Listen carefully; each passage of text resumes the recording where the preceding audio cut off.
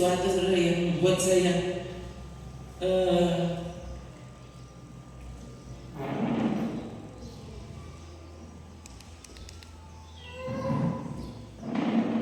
begitu terpesona dengan cara Tuhan. Kira-kira 2-3 hari yang lalu, tiba-tiba saja saudara, waktu saya berdiri dari tempat saya berdoa, dan tiba-tiba ada lagu di hati saya, lagu yang sudah lama kita tidak nyanyikan.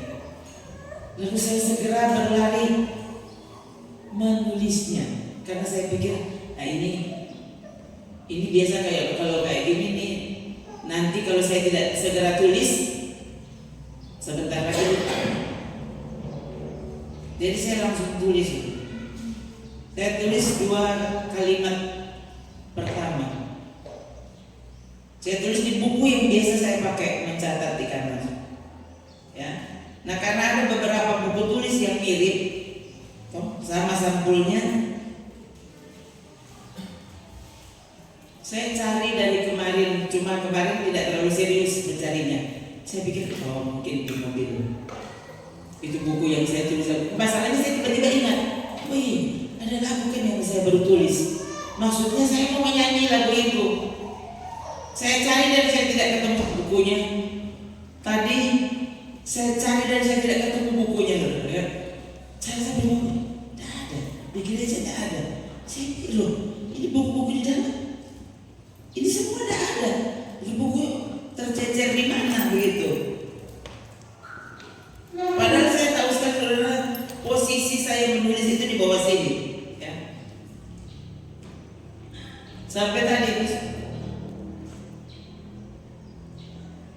hampir siap-siap ke gereja, saya masih berusaha mencari, tidak ketemu, dan benar-benar saya lupa lagu itu. Coba sekarang saudara renungkan ini.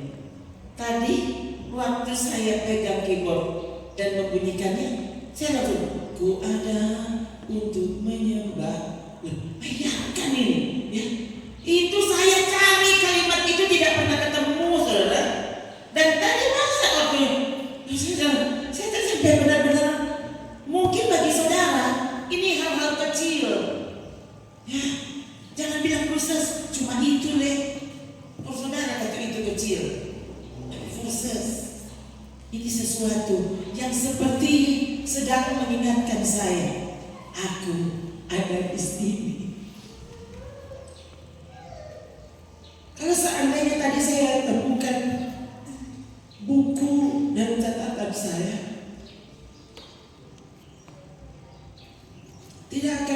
saya tidak akan merasa seperti yang saya rasa sekarang.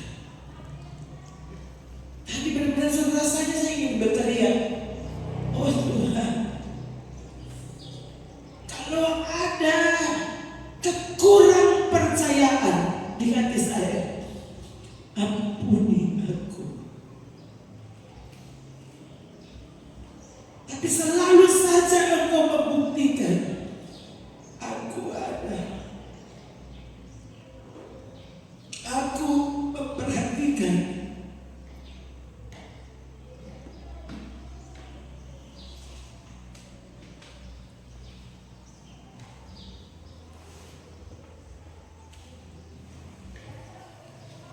Dengan hal-hal yang mungkin orang anggap itu sepele, tapi bagi saya saudara, ternyata sampai hal yang orang anggap paling kecil sekalipun, tapi waktu engkau lupa, hal yang kecil itu kemudian menciptakan. Hal apa yang kau remehkan?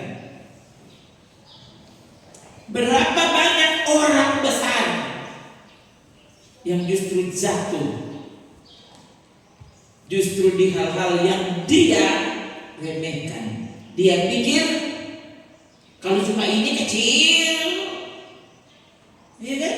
Yang besar-besar saja saya menang, apalagi cuma hal kecil ini. Tidak mungkin saya kalah, tidak mungkin. Sudah ingat Simpson tuh? Simpson pikir lah, saya dikepung banyak orang Filistin, banyak musuh, dan sekali pasang jurus lewat orang semua. Setan pasang sebab kepada apa yang Simpson pikir lemah. Laki-laki apalagi sekuat itu, ya, perempuan dia pikir ya mana? Jangankan kita menunggu, kita bagi dari kelingking anggota lempar.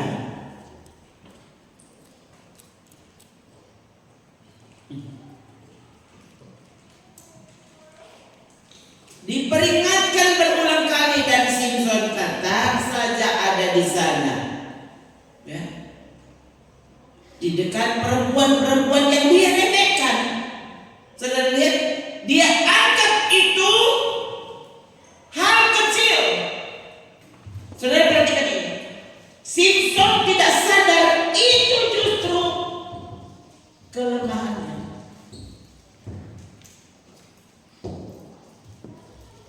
Hal kecil kan? Itu justru kelemahannya. Dia bilang, perempuan bagaimana begitu? Hah? Sedang orang satu kampung keroyok, kita bikin kalah dengan mudah.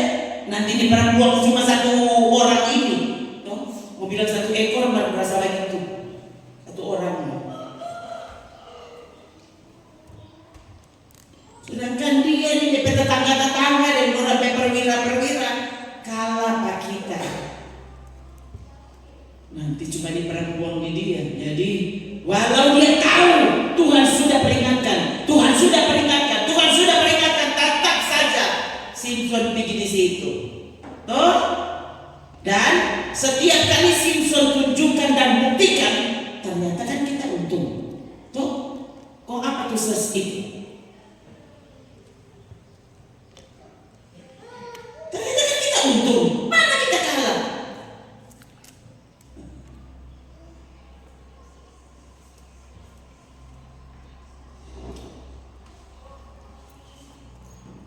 Sampai akhirnya bayangkan Simpson begitu berani menceritakan kunci kekuatannya justru kepada lawan. Bayangkan Simpson jatuh cinta setengah mati pada itu perempuan. Sementara dia tidak tahu perempuan ini musuh. Aduh, seandainya saudara tahu apa yang saya renungkan sepanjang malam sampai ini saat ini, saudara akan terkejut dan berkata, Tuhan, betul-betul komando Tuhan sementara bekerja. Karena ini Simpson dan segala Delila dan semuanya itu tidak pernah mampir di kepala saya satu detik pun. Dan ini tiba-tiba masa bercerita tentang kelemahan langsung itu muncul.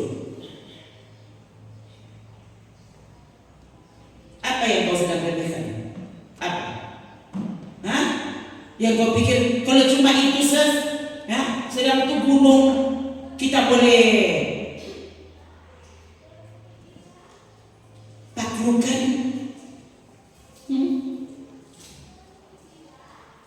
Semua hal yang orang pikir itu susah kita dapat bikin. Kok masa cuma tukar ciri itu dia kemudian dapat bikin. Justru di situ kelemahan. Hati-hati. Semua saudara dapat bikin kalah kecuali menganto di ibadah. Dengan beda. Semua saudara dapat bikin kalah, semua saudara bisa taat. Hal-hal yang besar yang mungkin kalau saudara ceritakan ke orang lain, dia begini, mana dapat bikin itu dulu bukan main. Ya. Tapi hal yang paling mudah mengantuk saat ibadah. Kau tidak bisa tidak bisa dikalahkan. Dan justru disitulah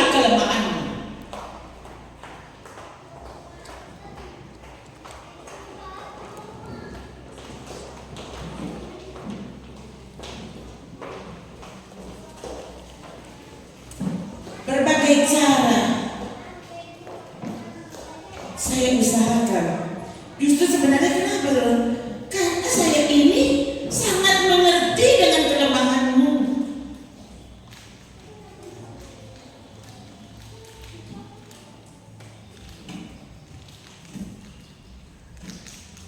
Sementara saya juga sangat tahu ini bahaya kalau dibiarkan. Ini serius. Ini hal yang paling serius justru waktu saudara mengantuk terus di ibadah. Lebih saya waktu saudara kalau ibadah, kalau dengan khotbah, saudara boleh mengantuk. Kelar ibadah langsung buka mata. Artinya dari tadi di setan dari situ. Dan kau tidak pernah membenarkan. Lo kalau tidak pernah untuk pas setan mengantuk, kok setan mana tuh saudara bikin kau? Coba. Lalu saudara mau apa yang saudara mau lakukan kalau begitu? Kalau yang paling mudah pun kau tidak bisa kalahkan. Sebenarnya saudara waktu Tuhan selalu, apalagi kalau selalu mengantuk, kalau cuma stop sekali-sekali, kalau terlalu lelah, oke lah. Ya. Saya tahu Tuhan juga ya, sekalipun maksudnya harusnya tidak boleh. Ya, ini tahu dan semoga Tuhan setuju ini. Kalau sudah lalu lelah, kalau saudara mengantuk, ya sudah. Masa setiap kali khotbah tak tutup mata, kelar khotbah tak buka mata? Bagaimana ini? Ini kan tidak masuk akal. Artinya kau sedang diperbudak.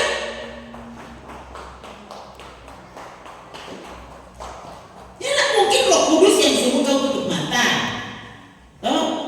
mengantuk saat dengar khotbah. Nah, mungkin itu pekerjaan Roh Kudus. Itu setan bekerja. Lalu kau pikir kau ini kuat? Kuat dari mana?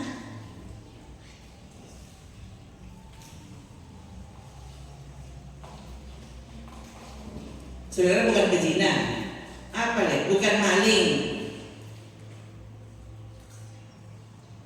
Oh, tuh orang sesnya ada ibadah yang turut hadir itu.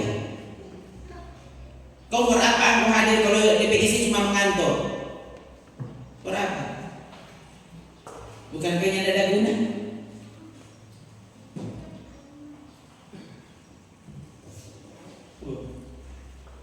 Kecil toh? Harus kecil.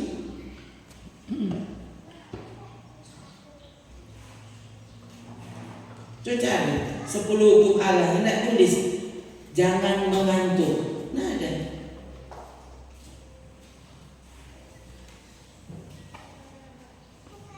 Tapi waktu Tuhan bilang tentang kasihilah Tuhanmu dengan segenap hatimu, dengan segenap kekuatanmu, dengan segenap akal budimu. Ini kalau saudara mau cerita ke orang lain, orang akan tertawakan kata orang. Orang akan pikir mau ini pesos itu so keterlaluan dia. Semua itu bukan dosa, apa dia dosa?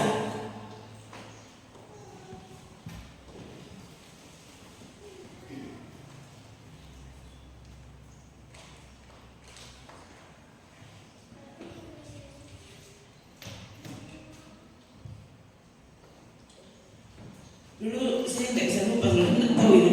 Tiap kali ada bayinya ke sana langsung ada bayinya atau mami. Ya, dulu saya itu mami berkata-kata tiap kali. Ya, kalau dia mau bicara akan orang anak-anak, malas itu saudara si perusak. Itu mami berkata-kata itu. Dia mengutip Amsal. Malas itu kakak adik dengan perusak. Kau masa perusak masuk surga? Perusak itu setan.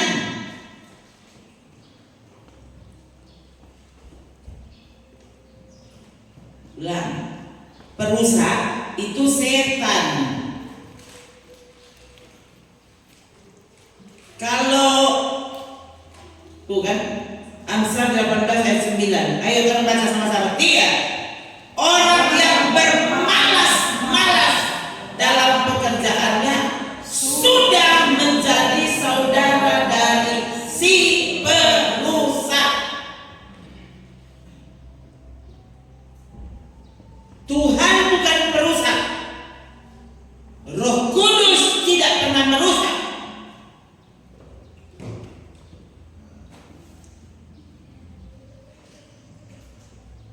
Waktu dia melakukan sesuatu, tujuannya selalu tepat demi sebuah perbaikan. Walau serusak, enggak, itu sedang diperbaiki. Dalam proses perbaikan. Jadi yang merusak setan. Jadi pemalas itu ya, Senin tahu siapa tuh kakak, siapa tuh adik, kan pokoknya doran basudara dengan setan. Terus kok betul? Yang bilang firman Tuhan. Waktu saudara jatuh cinta, menyukai sesuatu dan engkau jadi sangat suka, saya percaya sedang mengantuk, dikalahkan. Coba betul tuh.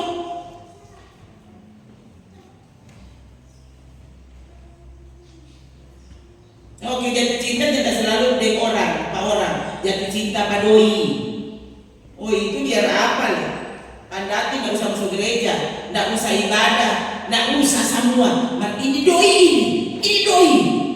Oh ini pagi kalau pagi. Oh patah kalau patah. Oh, sakit nanti minum apa? Minum obat. Nanti masuk rumah sakit. Pokoknya ini doi kita mesti dapat. Jatuh cinta dengan doi.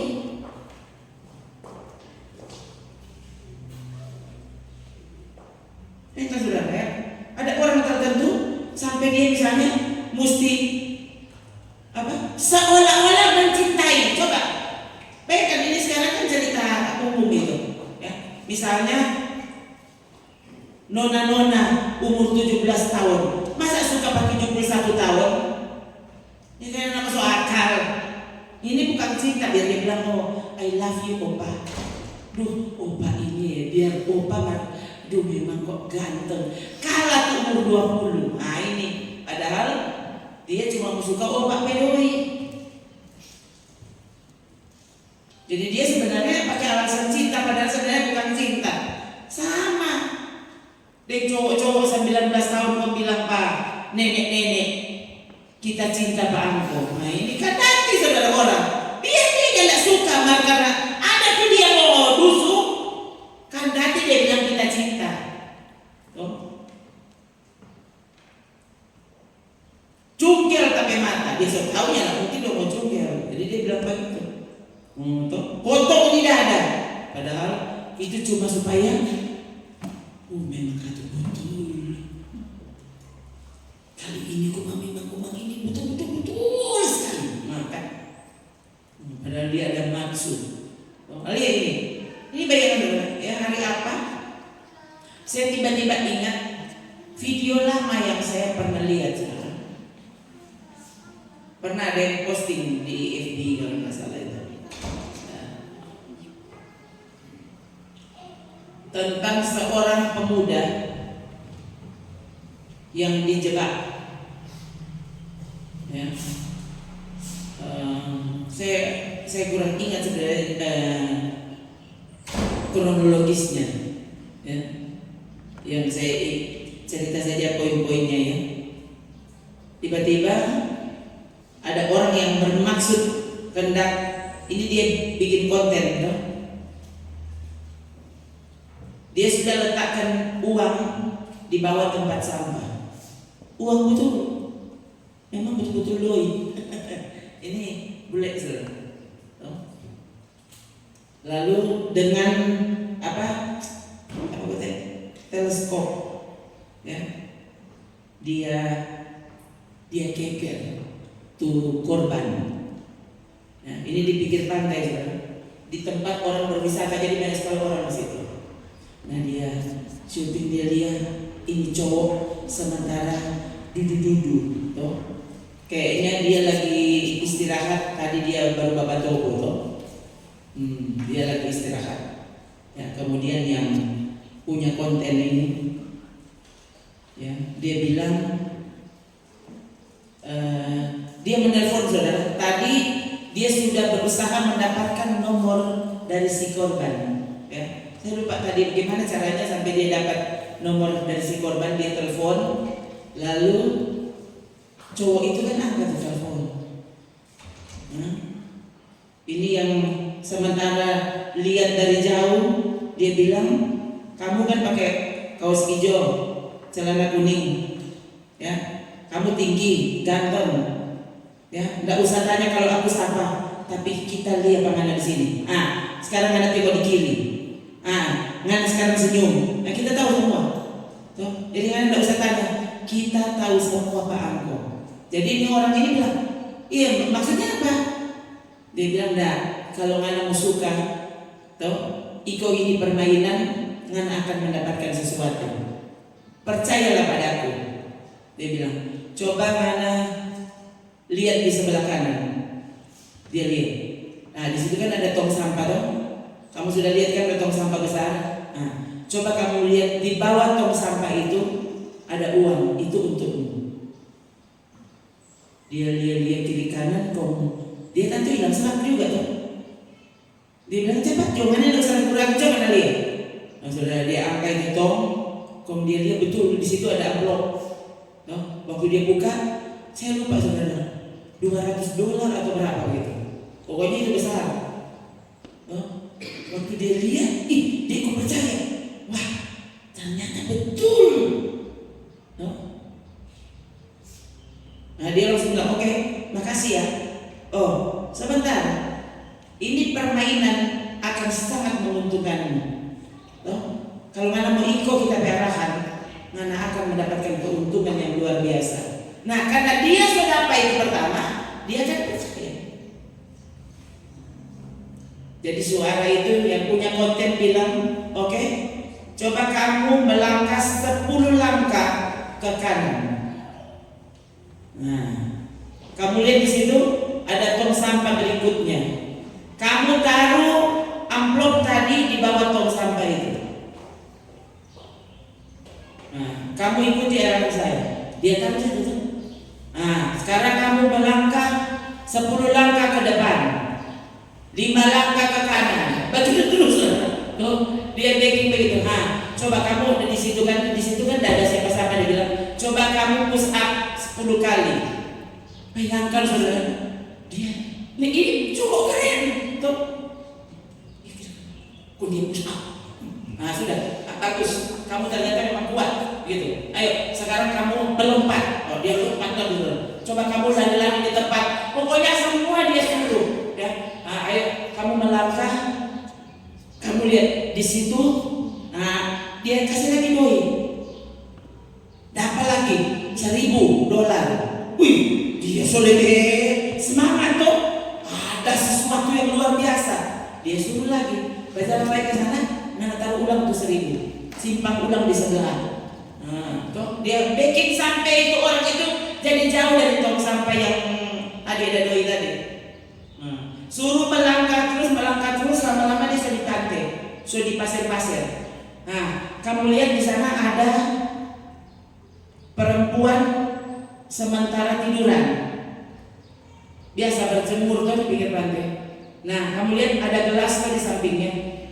Nah, kamu ambil gelasnya. Loh, dia kok marah dari situ?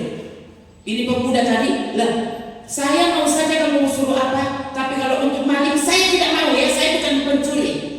Nah, kamu tidak maling, percayalah, kamu akan dapatkan sesuatu.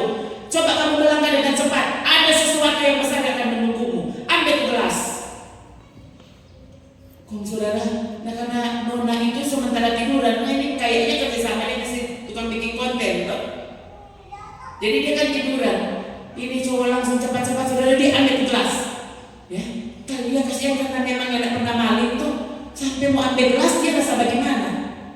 dia ambil tugas. Sudah, kamu ternyata kerjamu bagus. Ayo, kamu melangkah lagi 5 langkah, 10 langkah, pokoknya semua dia bikin, saudara. Setelah cukup jauh, kok dia bilang, coba lihat di bawah tong sampah itu di depanmu, coba lihat, ambil hadiahmu di bawah tong sampah itu. Kok dia angkat di tong sampah, betul ada sampul di sana. Dia ambil itu sampul. Di waktu dia buka sampulnya, saudara, di dalam ada kertas. Dan tulis begini, ternyata memang uang dapat memperbudak siapapun. Ya, kamu sudah kerja luar biasa. Tuh, ngana sangat patuh dan sangat dengar-dengaran. Ini pelajaran untukmu, untuk jangan jadikan uang tuanmu. Kalau dia robek kertas, dia marah-marah, dia ingin tahu terus apa itu yang bertelepon dia. Dia ingin tahu kalau arahnya bicaranya dari mana. Saya tiba-tiba ingat konten ini. Ya, jadi dia tidak apa-apa. Tadi tuh doi tadi kan dia susah pulang-pulang. Dia selalu lupa. Nah, tempat sampah di tempat itu banyak sekali.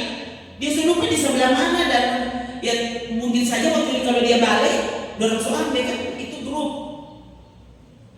Jadi pemuda tadi yang dikerjain itu betul-betul tidak mendapatkan apa-apa. Persis seperti apa yang Amsal tulis.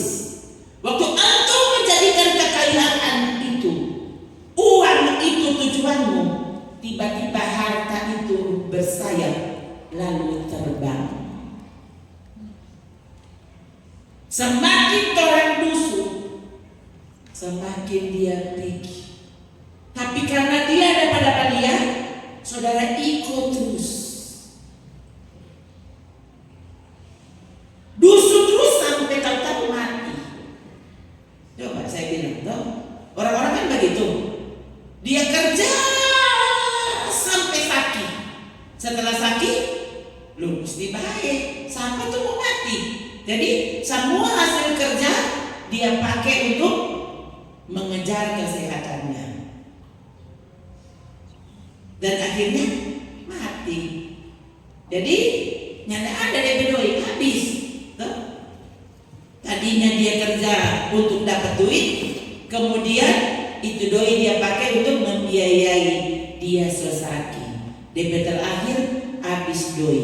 Semua habis, istri dan anak dia kasih tinggal, nyanda ada apa-apa. Dia mau bikin 40 hari, sonita mau bijak pas apa? Coba kok saudara, ini kenyataan.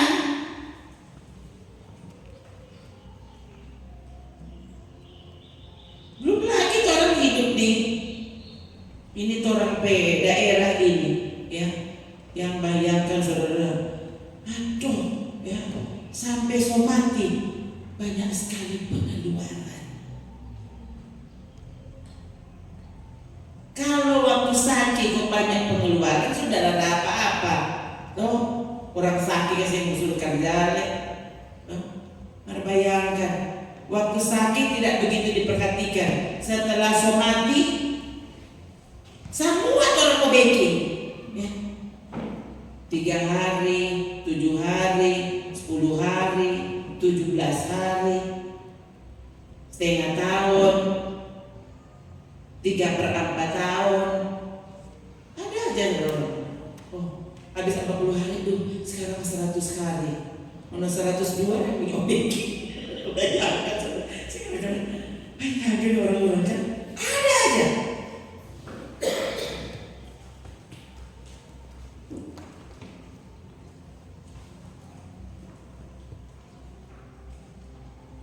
Akhirnya memang betul-betul habis punya enggak.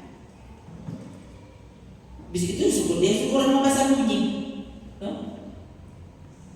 Dari sini yang dia tahu bayar dia apa soalnya. Coba kau saudara, ini kau cerita betul. Saya sudah melihat ini tragedi di mana-mana. Waktu engkau menjadikan sesuatu menjadi tujuan hidup. Coba jadikan Yesus, jadikan firman, jadikan Tuhan itu tujuan hidupmu. Waktu saudara sungguh-sungguh jatuh cinta dengan Yesus, jatuh cinta dengan kebenaran kerajaan Allah. Mari serius. Ya, itu jangan usah suruh sebenarnya.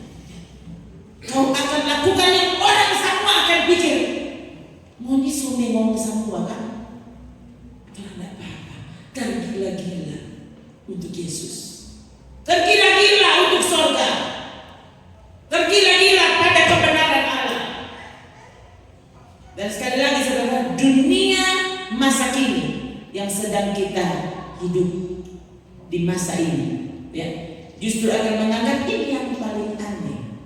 Kalau orang tergila-gila dengan pekerjaannya, orang anggap itu biasa. Memang mesti begitu, orang mesti bertanggung jawab. Pakai ayat lagi, orang yang tidak memperhatikan keluarganya, ini sama dengan orang yang tidak beriman. Mana ayat itu? Paulus berkata-kata.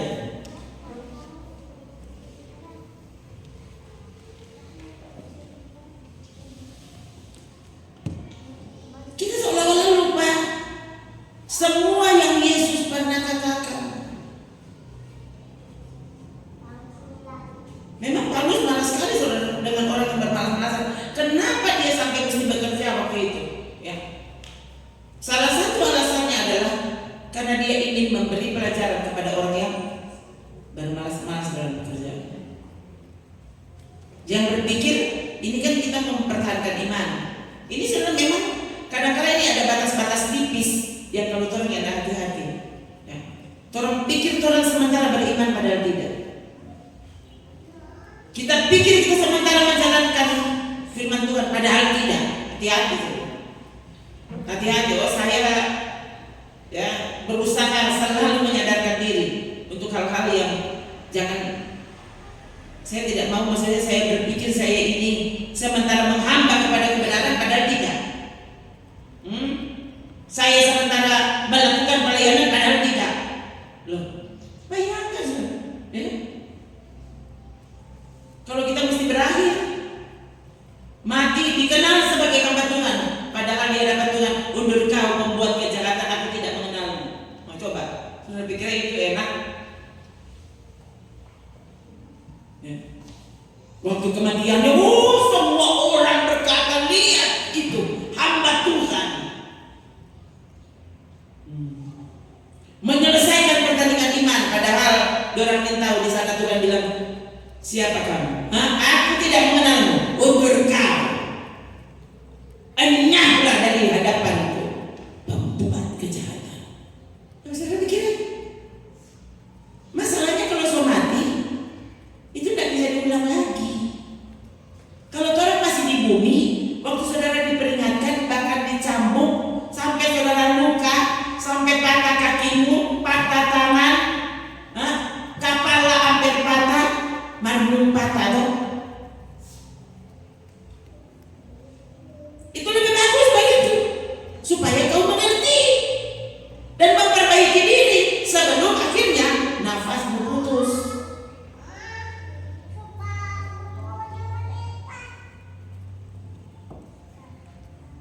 Jadi kalau sampai saya bersuara dengan keras dan tegas, itu lebih bagus, sangat bagus, dibanding saudara mati selamanya, binasa selamanya, nggak bisa diulang.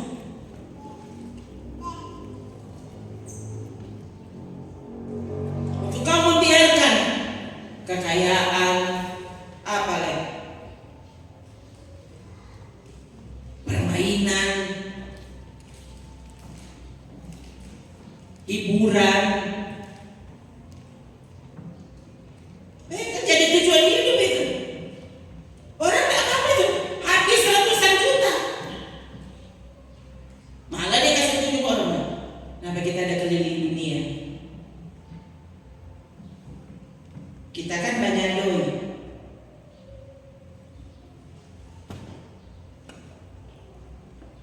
Semua kita boleh beli.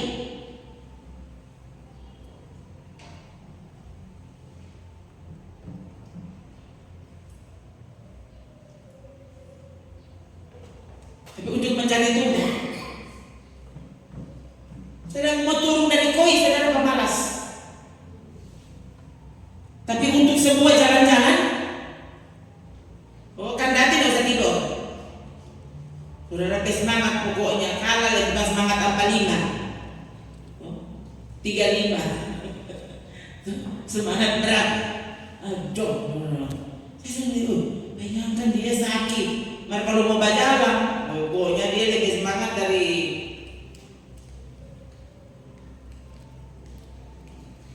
itu pengusaha wisata. Ya hati-hati dulu, ya. Datang di ibadah cuma supaya sebentar. Ini cuma untuk membuat dia merasa nyanda apa-apa berjalan sepanjang hari. Kan itu saya tadi. Terus utamakan tuh kan tadi 1 jam tadi di permulaan. Habis itu orang kasih habis dengan setan, nyanda apa-apa. Tuhan, kan 1 jam dengan Tuhan. Kemudian 20 jam dengan setan. Lalu merasa dirinya tidak apa-apa. Anak ini ada sungguh-sungguh. Biar bagaimana tuh ingat Tuhan loh. Kita tidak pernah ada ini masuk gereja. Wow, saudara, no, hati-hati. Sekali lagi, Simpson, istri Lot, no? Ini orang-orang yang meremehkan peringatan Tuhan.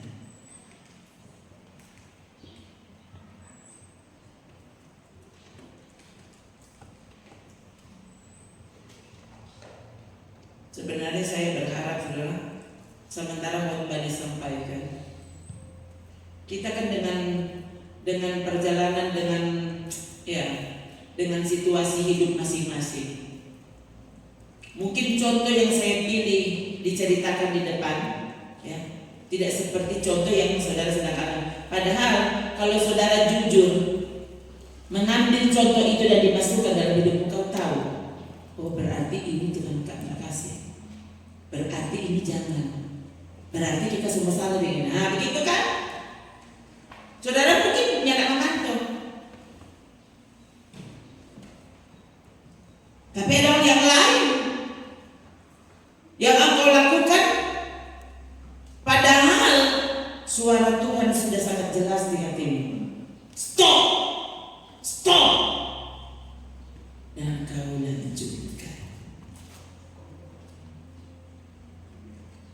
Salah satu kegagalan orang untuk berubah adalah menunda perubahan ulang. Salah satu kegagalan orang untuk berubah adalah menunda perubahan.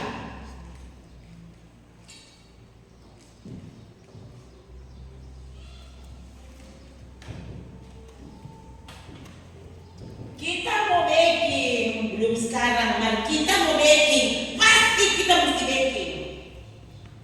Untuk kita ini kalau sudah bilang pasti kita baking, pasti kita baking. Mari sekarang, besok juga.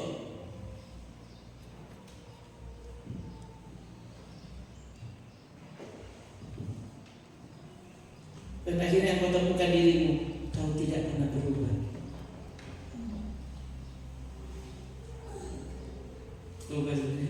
Semoga Roh Kudus bicara lebih kuat dari yang saya bisa sampaikan kepada saudara hari ini.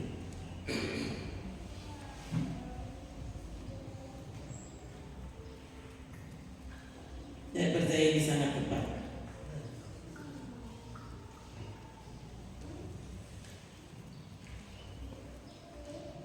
Semakin kita berlama-lama dalam keadaan yang salah, kalau saudara tidak segera melarikan diri dari keadaan itu, saudara akan dibuat nyaman dengan keadaan itu. Dan akhirnya saudara akan merasa nyata apa-apa. Wah, ini sebagai pendidikan. Itu lebay dari nama lebay. Saudara, dengar ini. tidak mau taat kepada perintah Tuhan, waktu kau tidak mau taat terhadap perkataan Tuhan, itu sebenarnya identik dengan saudara berkata kepada Tuhan, kita lebih tahu dari Tuhan. Oh, Tuhan bilang jangan, karena ini tidak apa-apa kok. Tuhan baking terus. Itu sebenarnya saudara sedang bilang pada Tuhan apa? Kita tuh Tuhan. Tuhan kebagian cuma berkati-berkati bagi kita ya. Kalau kita tidak perlu, ini bagi ini nanti kita berusaha diri.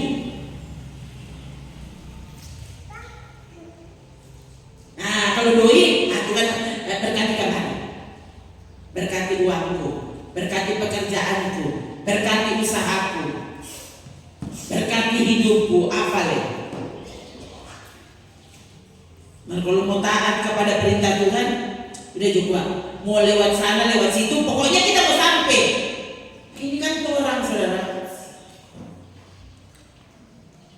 orang selalu merasa orang lebih bagus dari Tuhan, orang bicara pikir lebih baik dari Tuhan. Kalau Tuhan bilang sekarang kan bagaimana? Masa saudara bilang sebentar? Kalau saudara lihat cara kerja Tuhan, baik saudara, sampai waktunya itu, bayangkan Tuhan itu ada loh di waktu. Masalahnya di sini dia waktu tidak sama dengan orang berwaktu. Orang pikir belum, Tuhan bilang sekarang. Kalau berkat, orang bersuka sekarang, Tuhan bilang belum. Tuh, kalau taat, ya ampun sekarang Tuhan nanti kuat. Ya ampun.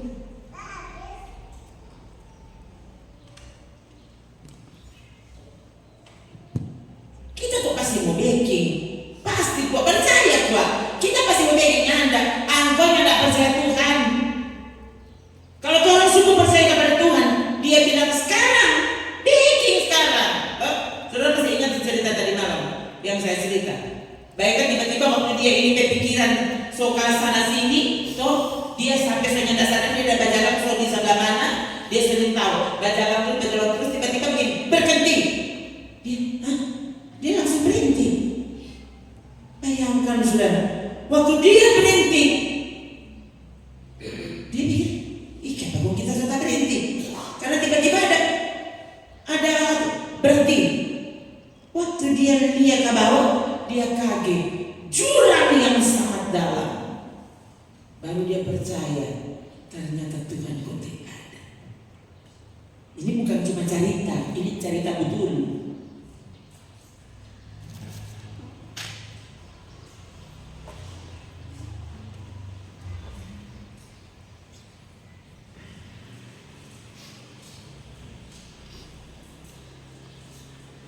Ada orang bersaksi, saking dia begitu takut di pesawat karena banyak kejadian kecelakaan, jadi dia waktu beli tiket pesawat dia mau berangkat, ini di Amerika, ya, dia kendati dia bayar mahal untuk tempat duduk itu. Jadi dia selain beli tiket, dia pesan itu tempat duduk di pintu emergency. Karena dia berpikir kan kalau kecelakaan, kalau dia ada di pintu emergency, dia paling pertama bisa keluar. Ya, biasa saudara-saudara naik pesawat, ya, itu waktu mau berjalan, waktu pesawat itu biasanya pramugari datang ke orang yang duduk di pintu emergency itu. Dia tanya, kalau kamu takut, ganti dengan orang yang bersedia duduk di situ. Karena orang yang duduk di pintu itu harus berani buka pintu itu. Diajar bagaimana nanti kalau sampai terjadi sesuatu di dalam perjalanan, kamu yang bertugas buka pintu itu. Karena kamu duduk di situ. Diajar saudara. Diberitahu caranya seperti ini. Ya, tekan tombol ini misalnya. Ya, untuk terbuka pintunya, mesti berani. Jadi itu biasanya ditanya orang yang duduk di situ, berani enggak kamu buka? Berani enggak kamu nanti bertugas? Kalau tidak berani, diganti orang yang duduk di situ. Nah, ini ibu-ibu saudara. Dia sengaja beli dan pilih tempat duduk itu karena dia ingin, karena beberapa kali kadang-kala orang yang duduk di belakang tidak sempat keluar. Ya. Jadi dia berpikir dia mesti duduk di pintu itu. Jadi dia sengaja bayar seat itu, Pak, supaya dia duduk di situ. Karena dia mantan pramugari. Nah, jadi dia tahu sekali maksudnya toh. Jadi tahu bukanya, dan dia tahu maksudnya kegunaannya seperti apa toh. Dan ternyata waktu dia sudah datang, memang saudara katanya dia datang 3 jam sebelum penerbangan itu. Dan ternyata ya entah apa yang menyebabkan ya, sampai akhirnya dia tetap terlambat untuk boarding. Sudah 3 jam ada di bandara. Ya. Jadi dia marah karena tiba-tiba pesawat mau berangkat, dia belum di dalam pesawat. Dia marah, tapi petugas tiket itu dia bilang, "Loh, ibu beli, terpaksa ini tidak bisa lagi. Ini pesawat sudah berangkat kok. Ya, ibu beli penerbangan berikutnya." Ya. Oke, jadi dia marah sekali, tapi ya mau boleh buat. Jadi dia beli untuk penerbangan berikut, dia bilang, "Tapi oke, saya tidak apa-apa terbang dengan pesawat berikut, tapi saya minta ya, tolong kursi saya ya, tetap kamu beri tempat duduk itu ya, mesti di pintu emergency." Beberapa menit ya setelah pesawat itu terbang, kemudian ada berita di bandara, pesawat itu celaka ya. Dan sudah tahu enggak, satu-satunya yang jadi korban adalah orang di pintu emergency, karena pintu itu terlepas. Jadi orang yang duduk cuma dia yang mati. Jadi akhirnya ibu ini kemudian sangat bersyukur kepada Tuhan. Terima kasih Tuhan. Tadi saya sudah marah sekali. Ternyata bukan kita yang pandai, hanya karena kita mantan pramugari. Aku bukan mantan Tuhan. Tuhan yang paling tahu hidup ini, saudara. Ada banyak peristiwa yang Tuhan sengaja biarkan kita masuk dalam situasi itu, supaya saudara belajar untuk tahu diri. Kau ini siapa di hadapan Tuhan? Masa mesti tunggu begitu dulu baru orang ini sadar kalau Tuhan kote bukan Tuhan. Tuhan yang paling tahu tentang hidup ini. Kalau orang tahu orang ini manusia, ciptaan Tuhan, harusnya orang dengar dan mau sekali, senang sekali diatur oleh Tuhan.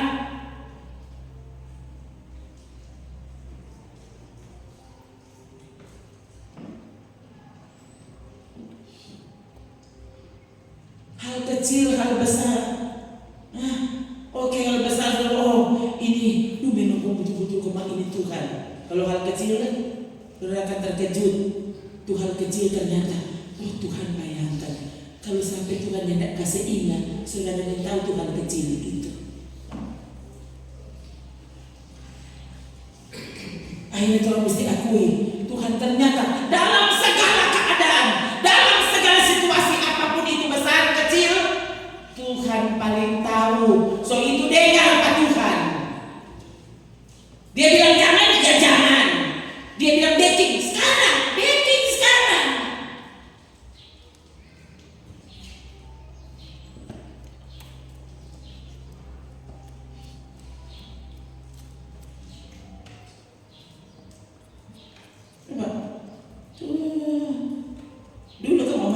Dulu dengan adik kan, tuh yang berjalan itu om, ada apa-apa di muka, di mana muka itu?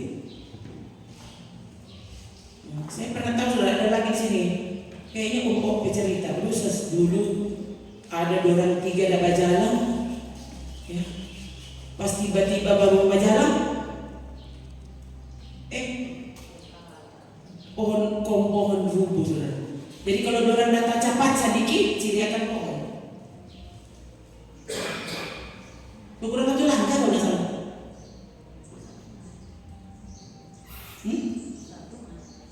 Waktu satu mati. Itu saudara.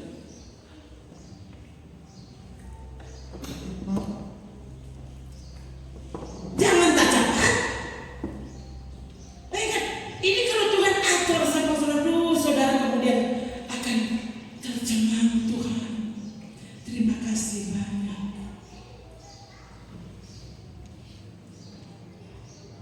Engkau melakukannya bagiku. Karena Engkau tahu ini yang paling terbaik untuk saudara. Saudara lahir tahun berapa? Lahir dalam keluarga apa? Kau tidak pernah tahu dan kau tidak pernah memintanya. Orang pokoknya berlari nih, orang bukan untuk kita. Oh kita kutek di timur, oh kita kutek di Beleko, oh kita orang Tomohon, oh kita orang saudara. Saudara nggak pernah minta untuk dilahirkan di sana. Nggak pernah minta orang tua itu.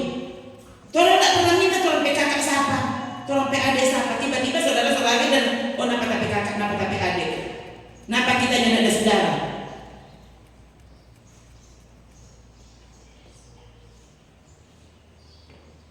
Tiba-tiba saudara sadar. Bayangkan kita bersepi sekali. Sampai saudara lihat ada anak nyanda ada siapa-siapa, mama mati, papa mati, nyanda ada kakak, nyanda ada adik. Semua saudara di muka dia. Baru ternyata kita masih untung.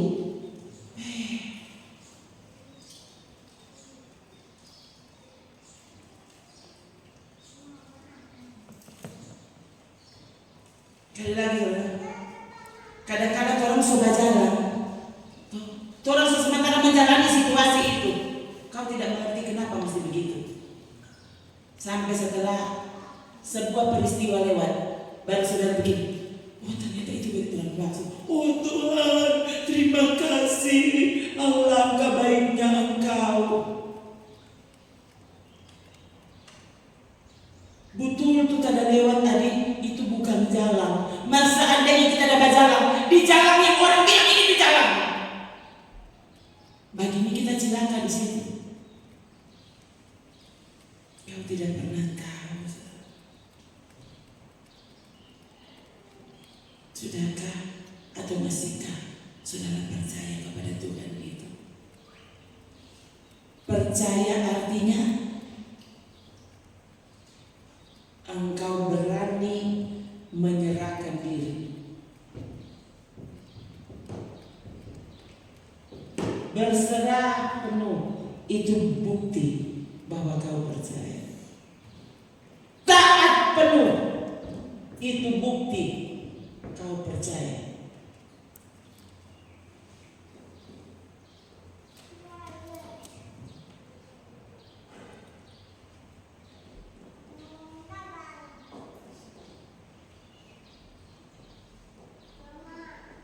Memang kadang-kadang orang gugup, apalagi waktu orang mau melakukan hal-hal yang menurut kita ini terlalu besar, ini terlalu berisiko atau apa. Atau saudara belum pernah melakukannya. Oh Tuhan, dan ini sangat mengerikan.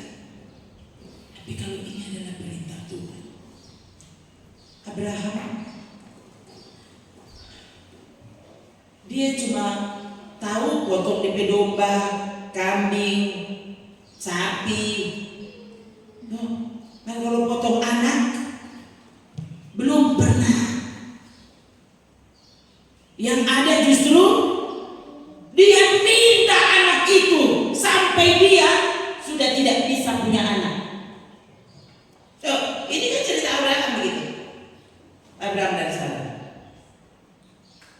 Dorang minta itu anak sampai dorang dengar Tuhan janji, aku akan memberimu anak. Aku akan memberimu anak. Sampai ada saatnya Abraham Abraham bilang, Tuhan, aku akan mati. Dan kita nyari anak tuh. Akhirnya kita PHK terus mau kasih KTP budak. Nah kita hamba. Karena kau tidak memberi Tuhan.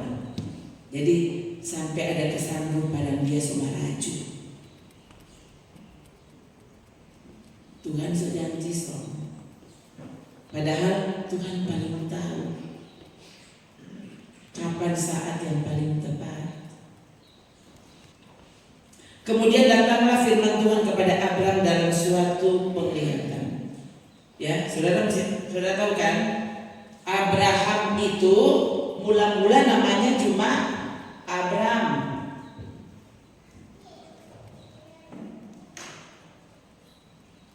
Kemudian Tuhan taruhkan, Tuhan tambah Abraham. Ini kalau saudara pakai bahasa Ibrani, saudara baru lihat. Dia tidak perlu tambah situ, tapi mesti dibaca seperti itu.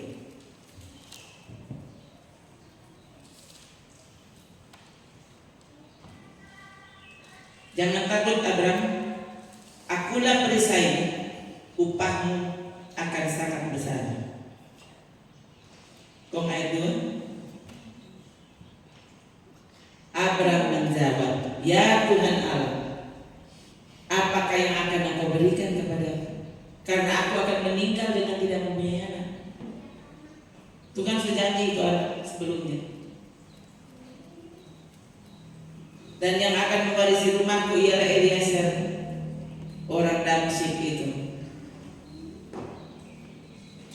Lalu lagi kata Abraham, engkau tidak memberikan kepadaku keturunan, sehingga seorang hambaku nanti menjadi ahli waris. Baru Tuhan, orang ini Eliezer itu tidak akan menjadi ahli warismu, melainkan anak kandungmu, dia yang akan menjadi ahli warismu. Bayangkan Tuhan kayaknya waktu itu cuma kasih satu tuh Pak Abraham. Dia cuma mau kasih satu sama Ishak, tapi ini Tuhan bilang. Tuhan membawa Abraham keluar serta berfirman, coba lihat ke langit, hitung bintang-bintang.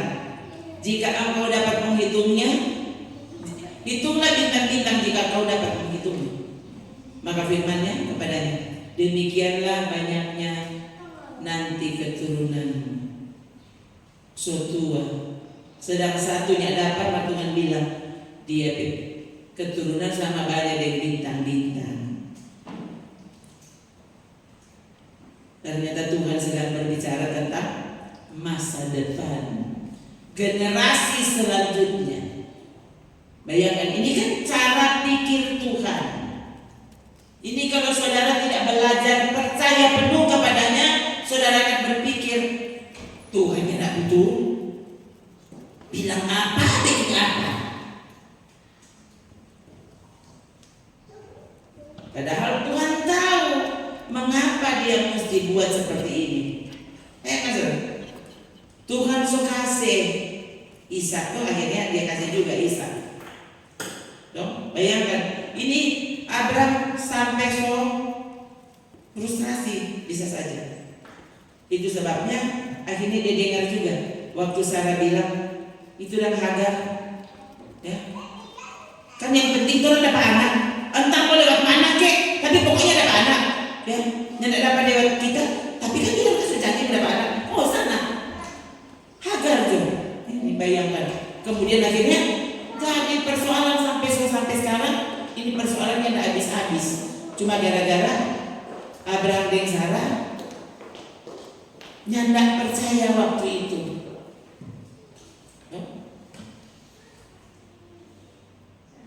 Dorang pikiran lupa sudah terlalu lama. Kalau saudara pikir lagi, ini kan cara pikir manusia. Dan pikir lagi, muncul tidak pertanyaan-pertanyaan? Waktu saya bicara seperti ini, pasti pertanyaan-pertanyaan itu muncul benar. Dan saya sudah belajar untuk itu. Ya. Jadi waktu ada pertanyaan-pertanyaan yang muncul, tidak perlu dipikirkan, stop.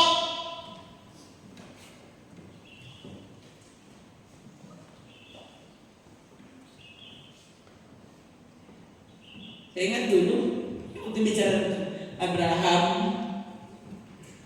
Ini Abram berarti Sarai. Dari tadi kita mau menghindar tapi tidak apa-apa ya, terus dulu. Saya masih ingat dulu saudara. Ini sespekapi. Ya, saya ingin tahu kalau pernah lagi ada orang bahas itu, tidak tahu tapi saya ingat baik dulu itu ya. Dia tahu berapa. Pokoknya saya ingat sekali ini khotbah yang betul-betul masuk. Kayaknya kita masih ingat. Kan papi meninggal baru 15 tahun. Jadi ya mungkin waktu dia khotbah ini saya bisa 14 atau 13 tahun.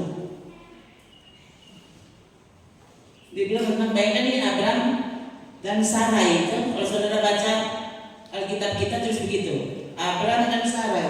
Ini waktu Tuhan ganti Abraham penama jadi Abraham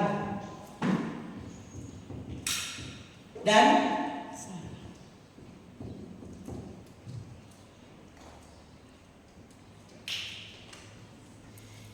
dua-dua tak tambahan. Ada 2 H. Tuhan penamai. Ada 2 Tuhan. Itu pakai dia pelajaran. Dia bilang Tuhan taruh itu Pak Abraham dan Sarah. Kalau bahasa Indonesia Sarah pakai Hana. Enggak, tapi kalau saudara lihat aslinya Sarah itu pakai H.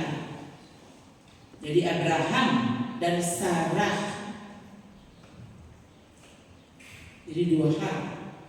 Nama Tuhan ditaruh pada orang beriman.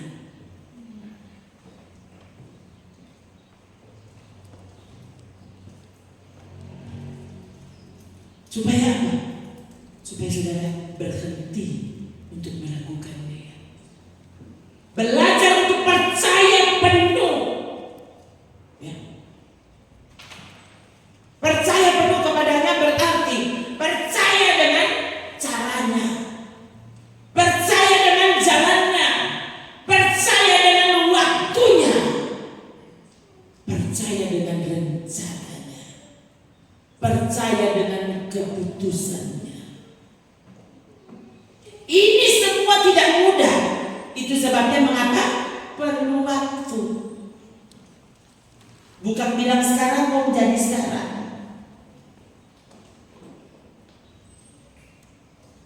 Ketaatan, ketekunan kita.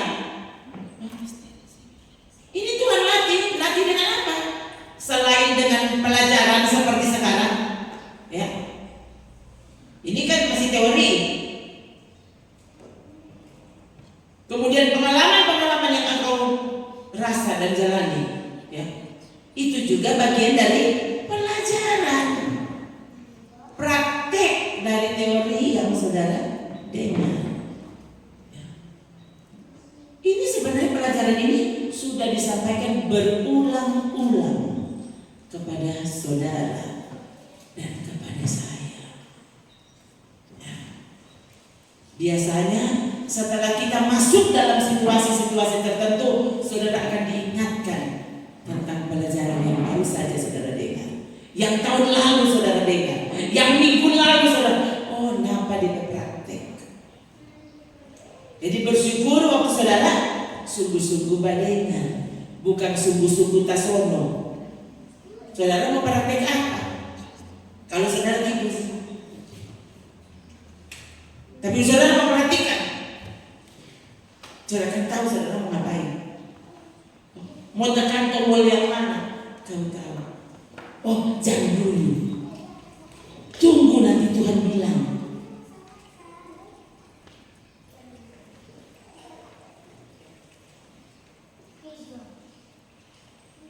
Oh, ini persoalan. Oh, orang lain kok ketakutan. Saudara tenang, kapan? Enggak. Tuhan bilang, tunggu. 1 minggu lagi nanti dia kasih tahu. Tenang. Nanti dia kasih tahu mau bikin apa. Udah merasa mau mati kok, Pak.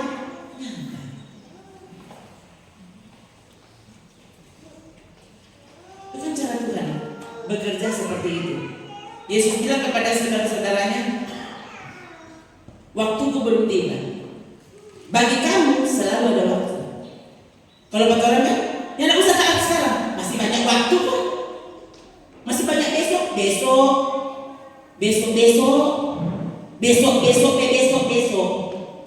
sampai tak besok, sampai tak ada besok, dia terakhir.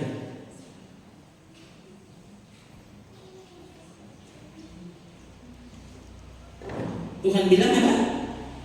Untuk kamu selalu ada waktu, tapi untuk aku, waktuku sudah diatur.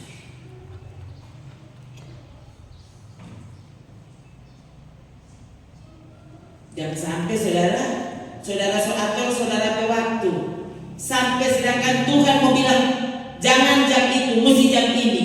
Itu Tuhan dah suruh orang ini mau beki. Karena kita sok atur dari dulu begini. Waktu itu orang Farisi yang itu orang marah kepada Yesus, kenapa? Setiap kali Yesus bikin mujizat, dia sengaja pilih hari Sabat. Jadi tiap kali orang tanya, siapa yang melakukannya? Yesus. Oh, memang dia pasti bukan dari Tuhan. Lihat saja, dia sudah melakukannya di hari Sabat. Nah, kan Yesus, ada hari lain, mari dia bikin hari Sabat. Itu dia hari. Biarkan dia melakukannya sesuai dengan caranya, sesuai dengan waktunya. Jangan baru atur. Semua koma, so jatuh tempo. Pak aku jatuh tempo, marah Tuhan belum. So itu dengar pada dia. Tidak mudah memang. Lain kali itu orang nanti suka kejadian baru. Oh Tuhan, so itu kok ada dengar-dengaran.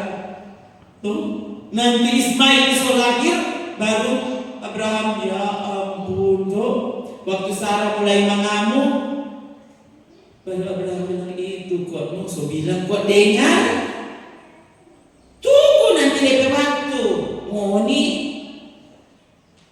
Orang kan semua begitu, orang pesuka bilang akan kalau itu janji, orang pesuka langsung jadi sekarang. Lupa Tuhan, segera itu bagaimana? 1 hari sampai dengan 1000 tahun, 1000 tahun sampai dengan 1 hari. Jadi Tuhan segera aja, saudara pikir segera. Berarti kurang 2 menit. Tuhan segera soalnya. Lain kali saudara pikir, oh seperti waktu itu, nanti 10 tahun lagi baru jadi. Kali ini cuma 10 menit. So kejadian, nah itu kan. Bukan tuh, orang tuh ingin tahu. Yesus bilang tentang kehancuran bait Allah. Ya, kira-kira kan Yesus mati jadi waktu dia bernubuat tentang hancurnya bait Allah tahun 30-an Masehi. Dia mati, bangkit dan naik ke surga. Belum pernah kejadian. Nanti tahun 70 Masehi. Jadi berarti apa? Kurang dari 40 tahun baru terjadi yang Tuhan bilang kamu akan lihat. 40 tahun.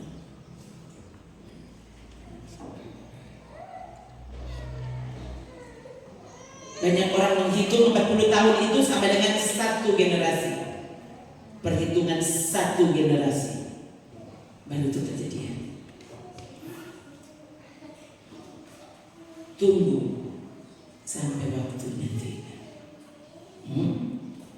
Kau apa yang untuk orang tunggu? Banyak.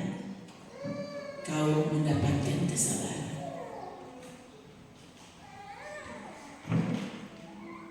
Kau semakin dibuat percaya. Bekerjalah bukan untuk makanan yang akan dapat binasa, melainkan untuk makanan yang bertahan sampai kepada hidup kekal. Lalu mereka tanya, kalau begitu apa pekerjaan itu? Nah, coba lihat, Yesus menjawab apa? Ini pekerjaan. Nah ini kan. Lalu kata mereka, apa yang harus kami perbuat supaya kami mengerjakan pekerjaan yang dikehendaki Allah? Lihat pekerjaan. Apa pekerjaan? Ini pandangan Tuhan loh. Saudara pekerjaan apa? Bapak coba.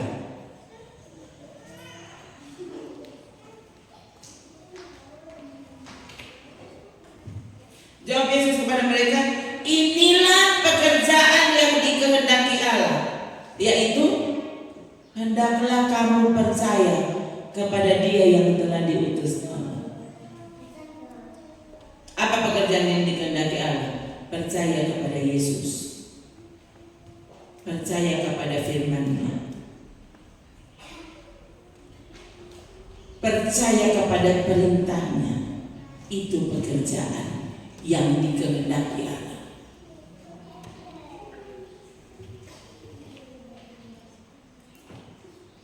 Beriman kepada Tuhan, itu pekerjaan yang dikehendaki Allah.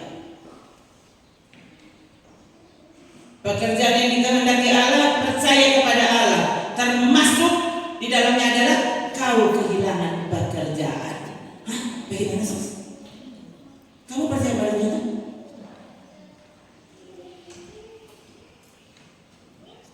Karena yang paling penting di sini adalah percaya kepada Allah.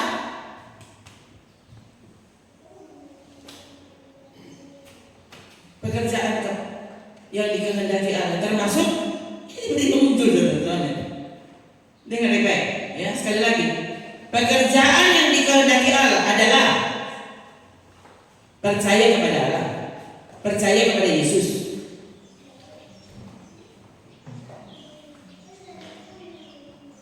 Pekerjaan yang dikehendaki Allah berarti termasuk di dalamnya kau kehilangan pekerjaanmu yang fana, yang sementara, yang sia-sia. Kalau gara-gara pekerjaanmu kau kehilangan kepercayaan kepada Allah, lebih baik kau kehilangan pekerjaan. Karena ini pekerjaan yang dikehendaki Allah, percaya kepadanya. Dia bilang jangan khawatir kau, dan kau terus saja khawatir. Lihat dia. Kalau dengan pekerjaanmu ternyata kau kehilangan kepercayaanmu kepada Allah, lebih baik kau kehilangan pekerjaan itu daripada gara-gara pekerjaan itu kau kehilangan kepercayaanmu kepada Allah.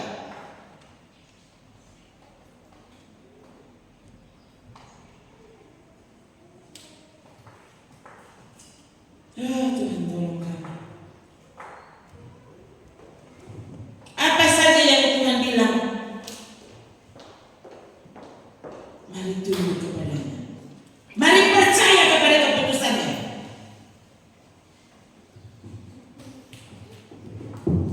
Dia yang tahu 10 tahun lagi jadi apa.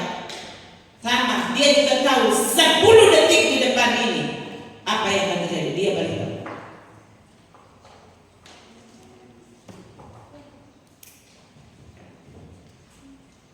Jangankan 10 jam, terlalu jauh. 10 menit, 10 detik di depan kita, Tuhan paling tahu apa yang akan terjadi.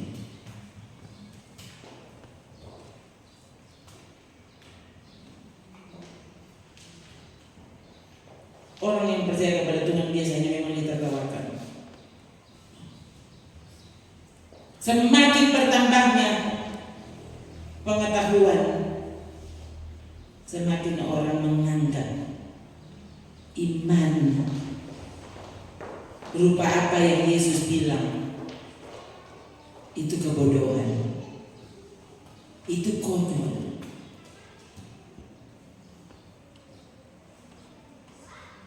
Sekalipun yang konyol ini saya sudah buktikan berulang kali kepada sini. Apa yang terjadi? For manusia itu konyol, tidak apa-apa. Mau dijut betul. Tolong percaya apa saja yang Tuhan katakan, dan ini hasilnya. Kepercayaan. Saya masih ingat Pak Adi bercerita. Dia mau yang zaman dulu mau pimpin, mau melayani di Lamongan. Yang dari Oto Dari Bitung kalau nggak salah itu. Ya, dari Bitung ke dari Manado lupa. Pokoknya ada dari itu. Tapi aku tetap pikir dia so mandi, baganti, kok pikir nyanda dari itu. Tapi model itu baru tahu 100 meter berjalan tuh auto dia sudah tidur. Auto mini zaman dulu kan. Udah dia sudah tidur. Duduk paling muka yang ada doi. Kan sopir tuh dia tahu dia ada doi. Pokoknya dia sudah duduk. Tuhan kita kan lebih melayani. Tuhan tidak usah ingat-ingat, tidak usah pikir-pikir dia. So naik kau duduk kau tidur. Ya, kan biasa zaman dulu kan begitu tuh. Tahu-tahu sambil di lamuan. Tapi kurang dengar ada orang bilang, Brur tak so bayar. Nah dia turun. Siapa? Oh, dia sopir bilang sudah. Pak pendeta ya, sudah tuh ibu so bayar. Nah dia turun lebih dulu. Brur, sudah ya semua so turun lebih dulu. So bayar Brur. Nah itu. Jadi papi dengan yakinnya. Kaget tunggu-tunggu. Lagi pulang bawa beras, bawa apa? Coba kalau seandainya sambung sih, mau baca kan yang ada doi, ada Tuhan. Tuhan dah suruh. Orang ini keterlaluan, saudara.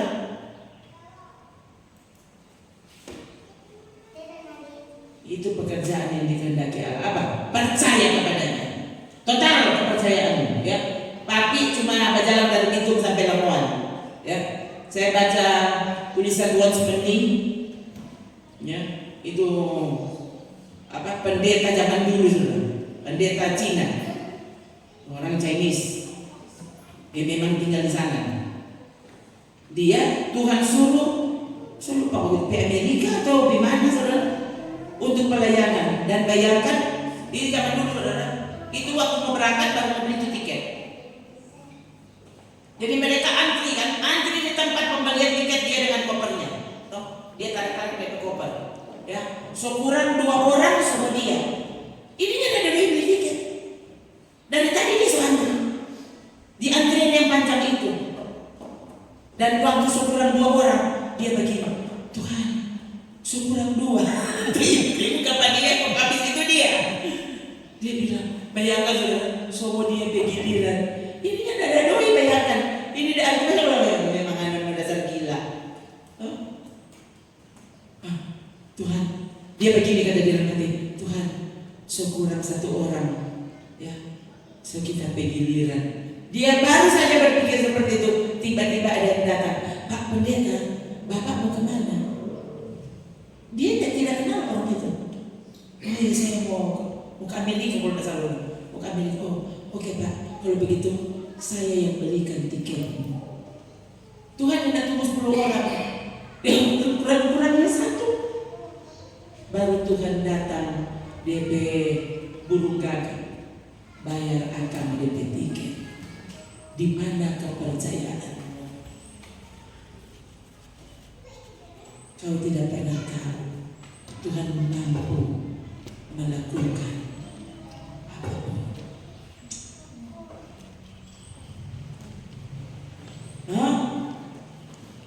For Abraham dan Sarah dia tambah akan kalau for orang waktu baptis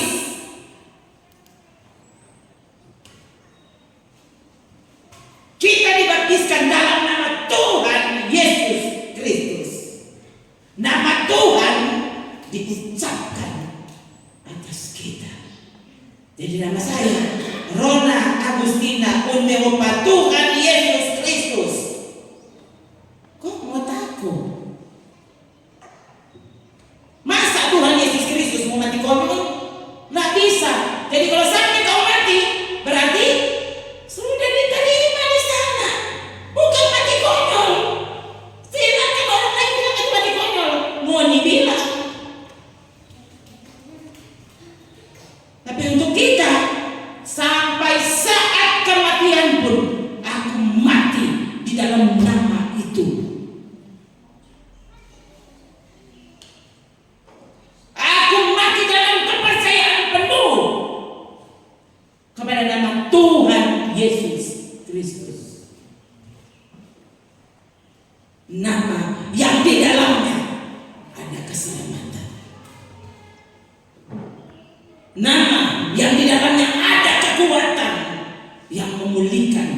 mengubahkan, yang kemudian membawa kita sampai di surga. Masihkah kita percaya di dalam nama itu? Nama yang diberi Bapa kepada anak tunggalnya. Nama yang sekarang dipertanyakan, benarkah Yesus itu Allah? Pada bulan, coba orang baca nama 3. Pada bulannya adalah firman. Firman itu bersama-sama dengan Allah, dan firman itu adalah Allah. Ia pada mulanya bersama-sama dengan Allah. Segala sesuatu dijadikan oleh Dia, dan tanpa Dia tidak ada sesuatu pun yang telah jadi dari segala yang telah dijadikan. Ulangi ayat ini.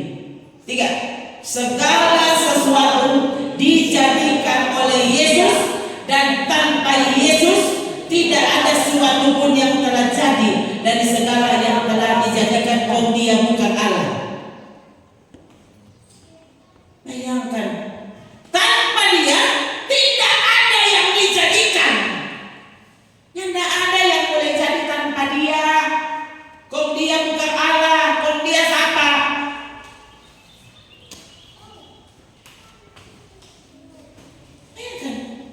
Bukan, oh ini alat apa yang bikin? Yang ada. Dan ini firman Tuhan, saudara. Ini bukan peraturan gereja, bukan anggaran dasar gereja.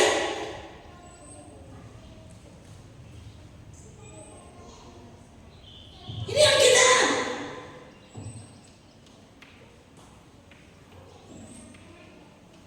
Segala sesuatu dijadikan oleh Dia. Dia yang bikin. Tanpa Dia tidak ada sesuatu pun yang telah jadi dari semua yang telah dijadikan. Kau maunya apa? Kau orang sama tinggi dengan Yesus. Ini tahu dia pikir bagaimana? Hah? Roh Kudus rohnya Bapa. Bapa yang utus. Coba aja. Mana itu? Yohanes 6 ya. Roh Kudus, Yesus yang utus. Jadi Yesus sama tinggi dengan Bapa. Gimana sih, saya tidak dipikir, ya? Memang sekali lagi, kalau mau bilang Tritunggal sampai orang mati, sudah tidak bisa jelaskan 100% betul, 100% jelas. Tetap saja ada yang dipertanyakan, ada yang bisa dipertanyakan, dan itu bukan urusan kita.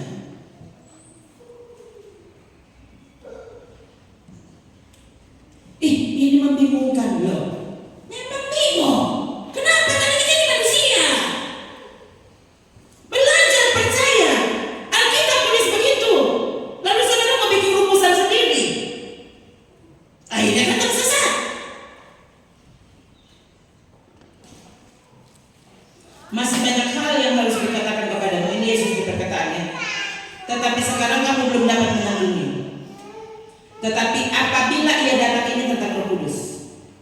Apabila Roh Kudus datang, yaitu Roh kebenaran, Ia akan memimpin kamu ke dalam seluruh kebenaran. Dengan lain-lain.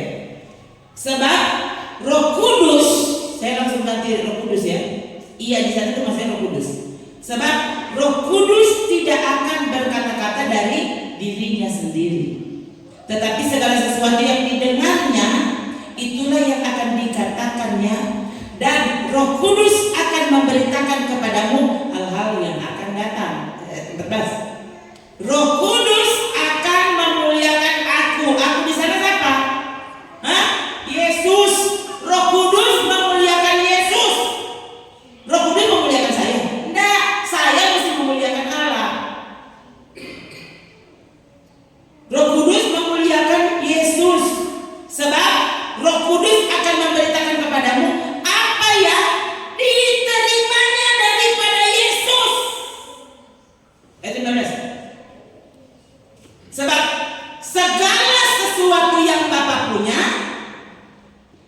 bilang, aku punya. Dia dan Bapa satu, sama. Oh, Yesus adalah Bapa. Alkitab bilang kok. Yesus yang bilang. Filipus tanya, tunjukkan, cuma satu, Yesus, tunjukkan Bapa itu kepada kami. Itu sudah cukup. Lalu Yesus bilang apa? Filipus, seberapa lama kita ada demoni? Kamu masih mau tanya tunjukkan Bapa kepadaku? Tidakkah kau tahu? Kau sudah melihat aku, kamu sudah melihat Bapa. Lalu itu apa?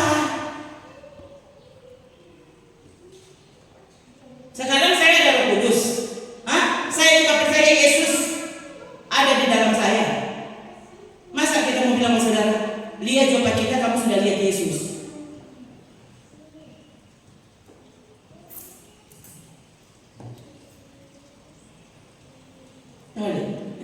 Telah sekian lama aku bersama kamu, Filipus, namun kau tidak mengenal aku. Siapa telah melihat aku, ia telah melihat Bapa. Bagaimana engkau bisa berkata, tunjukkan Bapa itu kepada kami? Ini sampai kapanpun, saudara, ini persoalan tidak terpecahkan sebenarnya. Waktu kau tidak mau menerima dia dengan kepercayaan penuh, dengan iman, memang hampir orang mati. Tetap saya, itu pelajaran orang Kristen membingungkan. Berapa banyak saudara orang-orang yang katanya pintar itu, kemudian akhirnya dicerahkan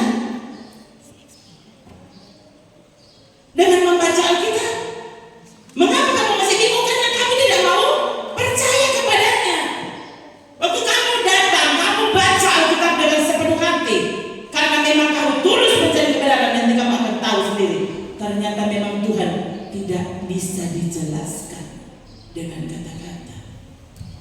Dan kami bahagia ada di dalam Dia, karena Dia ada di dalam kami. Jawab Yesus, jika aku memuliakan diriku sendiri, maka kemuliaanku itu sedikit pun tidak ada artinya. Bapakku yang memuliakan aku, tentang siapa kamu berkata Dia adalah Allah kami. Bapa itu, Allah Bapa itu yang memuliakan Yesus. Yang kata tadi saudara ya, Dia menjadikan segala sesuatu. Tanpa Dia tidak ada yang pernah bisa dijadikan. Lalu Dia bukan Allah kok, Dia siapa? Saya setiap kali saudara, ini bayangkan, ini ayat-ayat yang sebenarnya sudah dibaca ratusan kali. Setiap kali saya bikin, oh Tuhan, ini pasti bukan karena kita pandai, justru karena ini kita bodoh. Waktu saudara rasa saudara ini pandai, saudara tidak pernah akan dapat Tuhan. Karena biasanya orang pandai, dia pikir dia lebih pandai dari Tuhan. Dia pikir dia lebih pandai dari Alkitab. Belajar untuk berkata, aku hamba yang tidak berguna, aku tidak tahu apa-apa. Engkaulah pengetahuan itu, Engkaulah hikmat itu. Oh Tuhan, jangan biarkan aku tersesat. Gitu. Saudara, pasti Tuhan akan selalu bicara secara khusus. Untuk orang lain ini konyol, ini untuk orang lain. Masa itu pada dia bilang, dia dasar bodoh, dia tahu menjelaskan yang orang lagi pandai. Tetap saja orang-orang yang pandai-pandai itu. Saya dalam hati gini, cuma kita nih baku ambil kok sampai lelah. Yang tidak pernah dapat jawaban yang pas, yang akan membuat saudara tidak bisa bertanya lagi. Tetap ada pertanyaan, tapi for apa kamu tanya itu? Waktu kau mengenal Dia secara pribadi, soalnya tidak perlu di penjelasan. Betul? Waktu saudara mengalami Yesus itu secara pribadi, walau saudara tidak tahu penjelasan ini, soalnya tidak penting untuk saudara. Yesus kekasihku, sahabatku, juru selamatku, segalanya dalam hidupku. Oh, aku bahagia ada di dalam Dia. Dia ada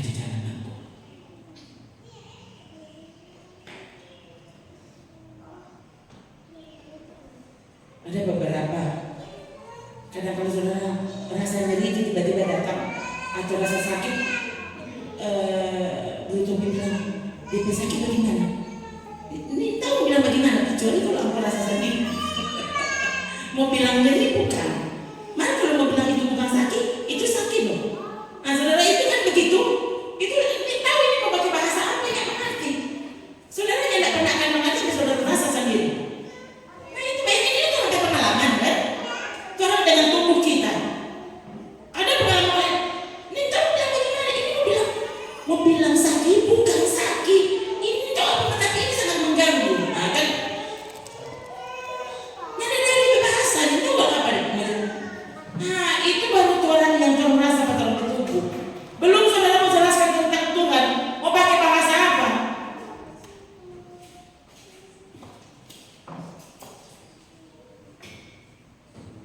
Saudara lihat, ini baik.